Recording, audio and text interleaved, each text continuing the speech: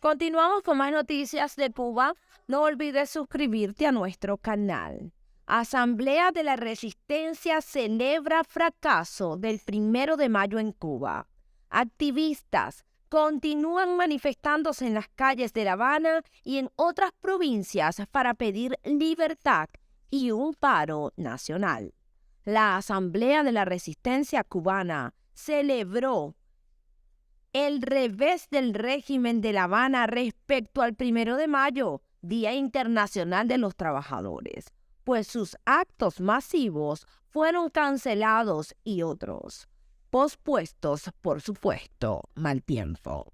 De acuerdo con un comunicado enviado, activistas continúan manifestándose en las calles de La Habana y en otras provincias para pedir libertad y un paro nacional que consiste en no cooperar con ninguna institución de la dictadura, como en el boicot masivo a las elecciones del 26 de marzo y la no asistencia a la marcha del 1 de mayo.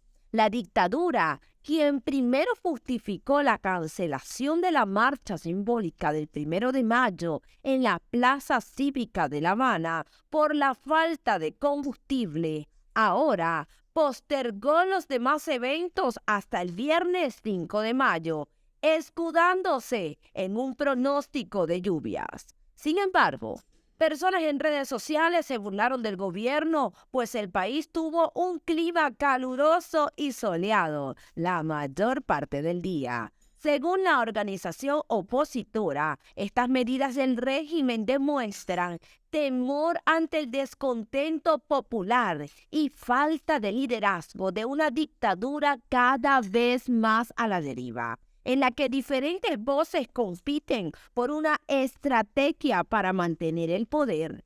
Por su parte, el coordinador Orlando Gutiérrez Boronax declaró que el régimen se dio cuenta de que el horno, como dicen los cubanos, no está para galleticas. El pueblo está indignado, el pueblo quiere un cambio y el régimen se ha dado cuenta de que si ellos propician cualquier tipo de acto masivo, inducido y obligado, pueden crear el escenario para una explosión popular.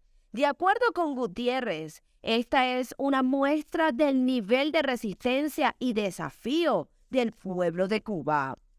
Si canalizamos eso hacia el paro nacional, estamos muy cerca de la libertad.